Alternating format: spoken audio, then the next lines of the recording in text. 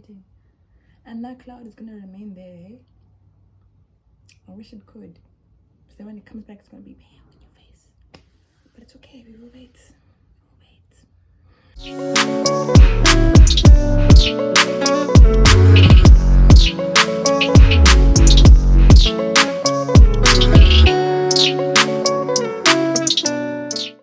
Hello, welcome to Babes. I have been there, and thank you for coming through and stopping by. If you haven't already, please go ahead and hit the subscribe button. We'd love for you to join the family, be in our space. So please come through.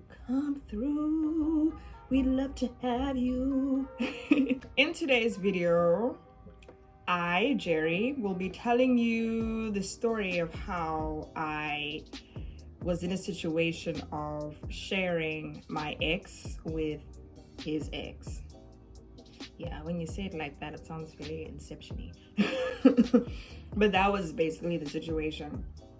And you know, guys, when I think about it, I really do believe that although it was tough at the time, it was horrible, but really, I think it was definitely necessary. I had to learn, lead yourself or you will be led to the ghetto, for real. Like, you will be led to places that you never thought that you would see yourself in, scenarios you would never find yourself in. We're on the other side and we have growth. So without further ado, let's just dive right into it. Now, this story would begin my last year of high school, I'd say. Because in my last year of high school, I had this plan. And my plan was that I was going to meet my person in varsity, and we were going to spend our entire varsity journey together. We were going to build, we were going to grow, we were going to become like, a strong union relationship, integrate our lives together. We were going to have the happy ending that we all want in life, right? That was my plan. Come first year, I meet this guy. He's amazing, he's charismatic, we get along like a house on fire. So we start dating. And it was lovely and it was amazing. Up until a certain point where this little thread just popped up. And then when I pulled it, everything unraveled. It all just fell apart. So this particular thread, right, happened to be the point in time when my phone was stolen. He stole my phone. That's really what I'm saying. And the way that it happened is, at the time I stayed in Res. And I was lucky enough to have my own room in Res, which was amazing. It was spacious, large. And he, by the way, was not a student, so he did not stay in Res. And he stayed about 10 minutes walk away from me. So me making the silly decision that I did, I was like, okay, cool. Since it's 10 minutes walk, and he asked, can I listen to music on your phone? Since I'm just gonna walk there 10 minutes, I'll be back. And that's literally 30 minutes between him leaving and him coming back. And he did that often enough where I trusted him. So with that mentality of the high school thing, I said to myself, this is the one, this is it. He and I, we are here. This is what's going to happen. He is the one, and I trust him. So I did, and I allowed him to keep doing that until the one day when he did not come back. And on that particular day, I freaked out. I really did. I was trying to contact him. I tried to call my phone, and I phoned it, and I phoned it up until a point where it just did not ring anymore. That's when the panic was starting to settle in for me. I'm like, oh crap. Can't get a hold of him. What must I do? What must I do? Luckily, I had written down his aunt's phone number. At least he told me it was his aunt's phone number, right? Because according to him, his aunt stays with him because she moved out of her house because of some issues that she was having with her husband. This is the story that he fed me, okay? So when I call her, and I'm so respectful, and I'm like, hey, hi, sorry to bother you. Do you know where he is? And she says to me, no, I don't know where he is. He should be back at some point, but I'm not his aunt. I'm his mother, and he lives in my house. I'm like, you're his mother? So he doesn't have his own place, he lives with you. This whole time I thought that he had his own place. Okay, fine, cool. After that, I left a series of messages basically saying that, look, if you do not bring my stuff back, I'm gonna go to the cops. Now, I was not going to actually go to the cops. I was bluffing, but I needed for him to understand the urgency of the situation. I need my things back, okay? Now, he does show up the next day. But guys, he shows up, his eyes are puffy, they are red, like he's been crying. He's light-skinned, so these things pop up heavily. He's there and he's crying, look, I was scared, I didn't know what to do, I'm so sorry, it's just that, I was at Savoli's with my friend, and then we put the phone and the earphones in this bag, and then the bag also had my friend's laptop, and then the phone, and then at some point we looked down and the bag was gone and it was stolen, but also my friend's laptop was stolen, and I didn't know what to do, and and I'm there like, do you think somehow I must care about the fact that your friend's laptop was taken? That is secondary to the fact that my phone was taken. What do you mean? What are you saying to me right now? He's like, no, I'm sorry, I don't know. And the fact that he was crying. Okay, let me say this. My dad, right, is a very stoic alpha male sort of individual. I've never seen that kind of emotion from him. I've never seen that kind of emotion from a man. So the fact that this ex of mine, was exhibiting these emotions, I really felt like, okay, wow, he really must have broken down, shame. No, let me just, we can move past this. Let me forgive you. It's okay. And somehow, the clown that I was, I said, okay, cool, we can move past this. We can move past the fact that my phone is stolen. And the reason why I do say that he stole it was because he claimed that my earphones and the phone was stolen, but somehow my earphones were able to come back, but not the phone. So what did you do with it? Somehow the story was not adding up. That's besides the point. The phone was stolen, done deal. But I said, cool, we can move past that. But I think subconsciously, I knew this was pretty much the end of things, But at that particular point in time, me being myself, being present, I'm like, no, I'm still loyal to him. I still love him, and we're going to make it through. We're going to make it work. So fast forward a bit, I had helped him set up Facebook. So I knew his code and his password, and he'd always been like, no, if you want to do anything or send anything, you want to look through it, it's fine. I have nothing to hide. Now, the one day when I happened to be on there, I cannot recall the reason. Let me not lie to you. I cannot recall the reason, but I was there anyway. And at this particular point in time, I'm on his Facebook and I see this exchange that's happening between him and this woman. And now this exchange is in Xhosa. And I don't understand Xhosa, so I don't know what's being said here. But remember, my trust is already this much because of my phone. So I call one of my friends, right? She happens to be on the floor. She's a lovely girl. She speaks Xhosa. I'm like, cool, come and tell me what is being said here. She's like, girl, do you really want to know what's being said? I'm like, I want to know. Tell me what's happening here. What is being said? And she proceeds to say, yeah, no, he's asking her, what are you wearing? Take this off. You can imagine what the rest of it was. And at that particular point, I'm upset. So I decide, all right, I need to be able to contact this person and find out what is going on. So luckily, he had asked her to send her number in these Facebook messages. So I get the number and I call her. And I'm like, hey, my name is Jerry. I want to speak to so-and-so. And she's like, oh, hey, hi. No, I've actually been meaning to speak to you. I'm like, you're meaning to speak to me? Okay. She's like, no, because you're right. And I'm like, yes, that is my boyfriend. She's like, You know, that knowing laugh of like, okay, that's what you're saying, fine. She's like, cool, look, so let's meet up at his place since we both know where that is. I'd like to speak to you. He needs to be there also. We need to hash this stuff out. So I'm thinking, okay, fine, yeah. Let's meet. Let's sort this thing out. It's cool. When we get to this man's place, which by the way is not his place, it's his mother's place, but I digress. So we get there. Is this man not quiet? He decided, and he said this, he said, look, you guys decided amongst yourselves that you wanted to meet, right? So you guys can go ahead and talk and say everything. Me, I'm not involved. I'm not involved. As if the whole reason that we are not there is because of him. But okay, fine. So we sit and we're having this back and forth and we're basically piecing things together.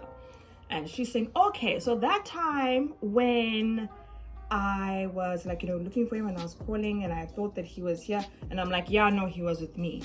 And I'm like, okay, so that particular point in time when I was like, trying to get hold of him at this particular weekend, yeah, he was with me. So you basically piece together exactly like where he was. If he wasn't with either one of us, then he was with the other. And now at this point in time, we've done that, we've hashed it out, we know what it is, but that's not the real reason why we are sitting here.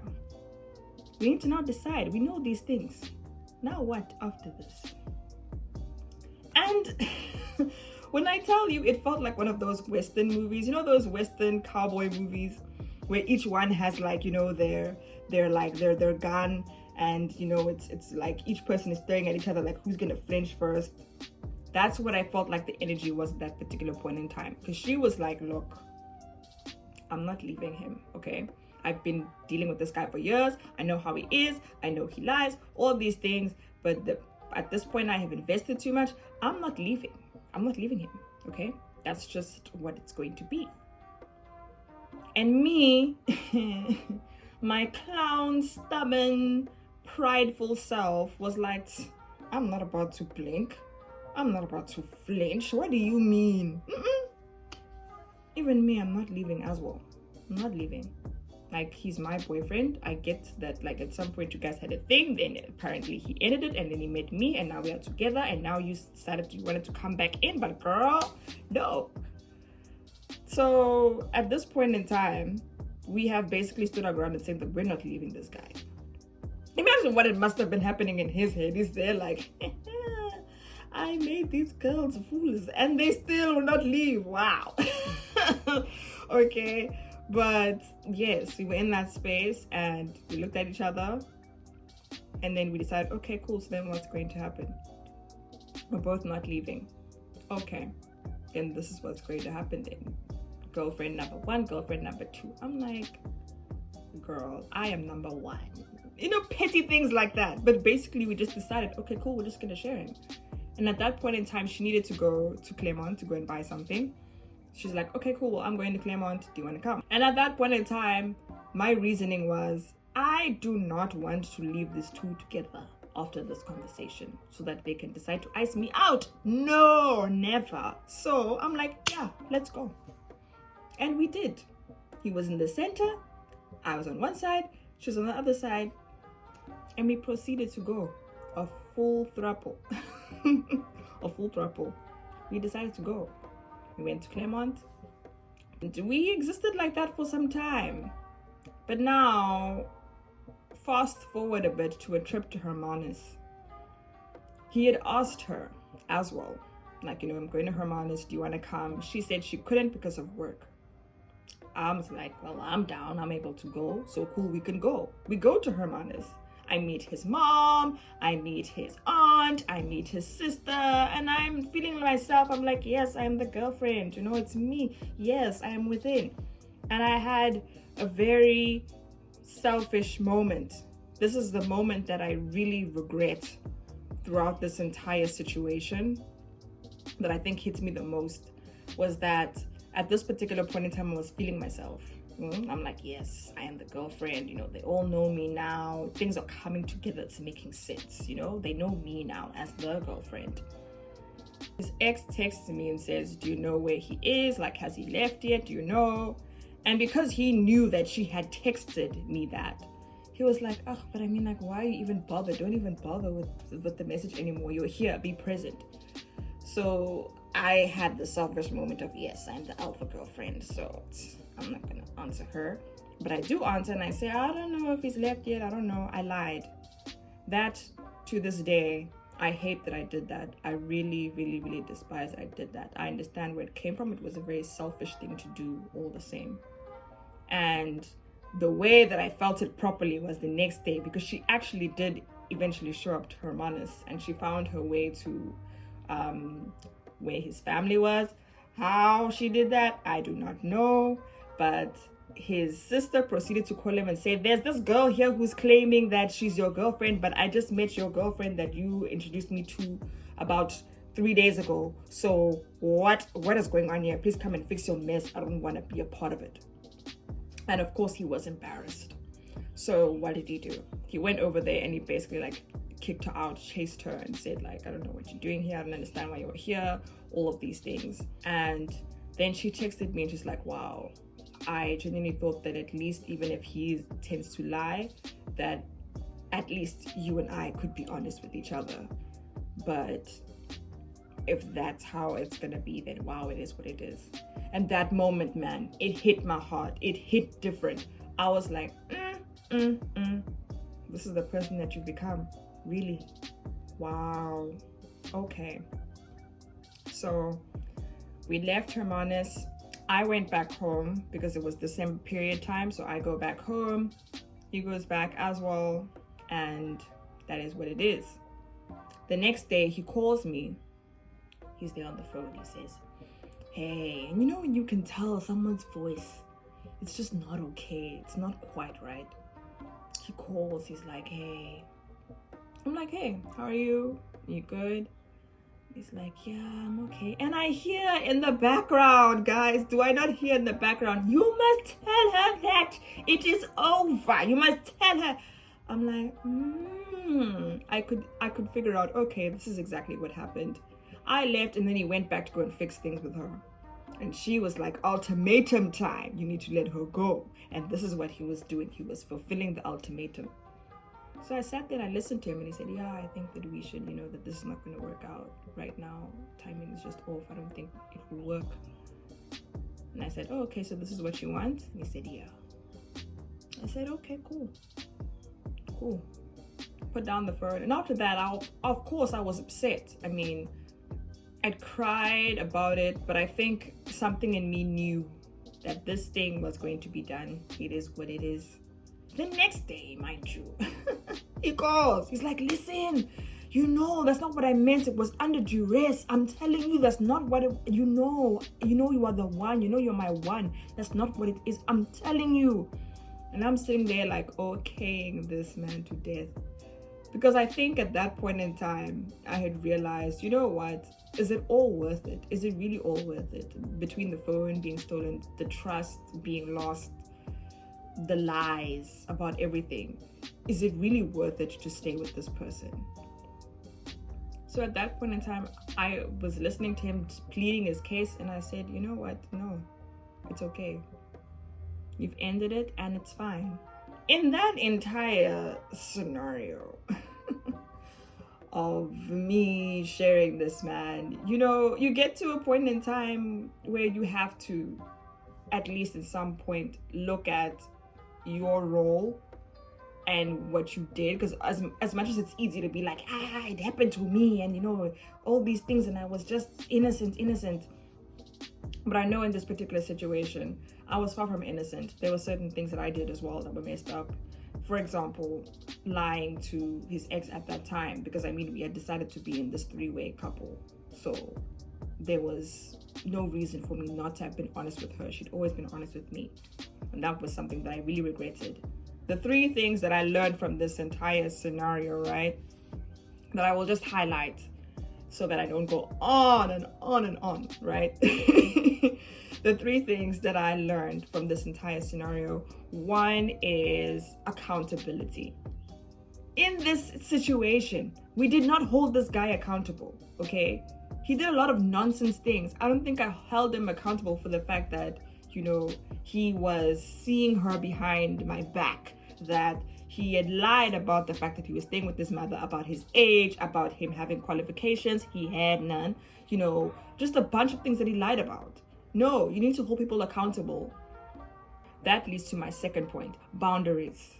Okay, I had no boundaries. Clearly, I was an open field. I was like, cool, because I wanted this person and I wanted them to be my one, and therefore anything and everything goes. No, you need to have boundaries. It's not just for protecting yourself, but it's also as a way of respecting your space, respecting who you are as an individual, and also giving people the roadmap to also know that this is what you will and will not tolerate. It's important, guys. We have to do that. And the third thing, I would say it's cliche, but I would also say just like loving yourself, and also being able to be in a space where you are honest with yourself from the get-go. I think a lot of things that had happened, I let slide. I was not being honest with myself, and that was partly because I had not learned to love myself to that level where I would not accept certain things. So in this scenario, that's exactly what it was. But we learn, we live, we laugh about these scenarios, and then we grow. So we win at the end, we win. So if you've stuck it out to the end of the story, thank you for being here. Please make sure to join our family, Babes I've Been There, by subscribing. If you like the video, like it. And also if you have your own experiences or things that you also picked up about what I said and you felt like, but there's also this point that I think would be very interesting, or there's this aspect that I think you didn't cover, definitely put it in the comments. Let's talk about it. Let's learn together about our own experiences. And if you are going through it now or going through something similar, my girl, I have been there, and I'm sure many of us have been there, and we are here to give you the wisdom and the strength and the oomph, to get to the other side, because it was tough at the moment or during the experience, but I'm all the better for it on the other side, and that's the important bit about all of this. So yes, don't forget to subscribe, follow us on Instagram at Babes I've Been There too. Until our next video, bye for now.